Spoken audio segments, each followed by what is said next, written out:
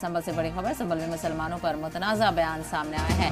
ब्रह्मचारी संत आनंद महाराज ने दिया मुतनाज़ा बयान। कहा, मुसलमान इस मुल्क के बाशिंदे नहीं।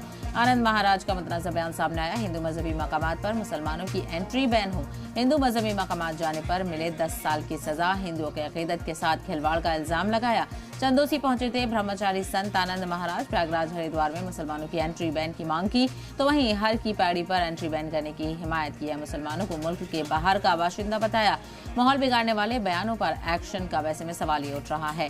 तो आप देख रहे हैं किस तरह से संभल में मुसलमानों पर मुतनाज़ा बयान ये दिया गया है, और ये और कोई नहीं, धर्म गुरुओं की तरफ से जब इस तरह के बयान सामने आते हैं तो कहीं ना कहीं कई सवाल खड़े हो जाते हैं कि आखिर इस तरह के बयान देने वालों पर कार्रवाई कब होगी।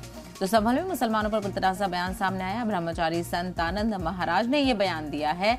उन्होंने कहा कि मुसलमान इस मुल्क के बाशिंदे नहीं हैं और हिंदू मजहबी मकामात पर मुसलमानों की एंट्री बैन करनी चाहिए। यानी ना सिर्फ हर की पैड़ी जहां पर तनाज़ा चल रहा है, अगर हिंदुओं की एंट्री पर बैन का बोर्ड लगाया गया है, ये कह रहे हैं जो ब्रह्मचारी संत आनंद महाराज हैं वो ये कह रहे हैं कि सभी मजहबी मकामात पर मुसलमानों यानी जो गैर हिंदू हैं उनकी एंट्री बैन होनी चाहिए। तो हिंदुओं की अकीदत के साथ खिलवाड़ का इल्जाम उन्होंने लगाया।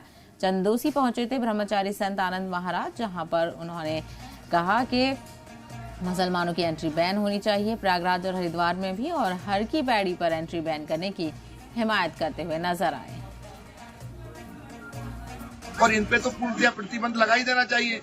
और ये वहां जाकर के हमारे तीर्थ स्थलों पे जाकर के ये वहां पर अराजकता फैलाने का माहौल करते हैं, दुकान खोलते हैं, फिर हिंदू बेटी बेटियों को ये फुसलाते हैं।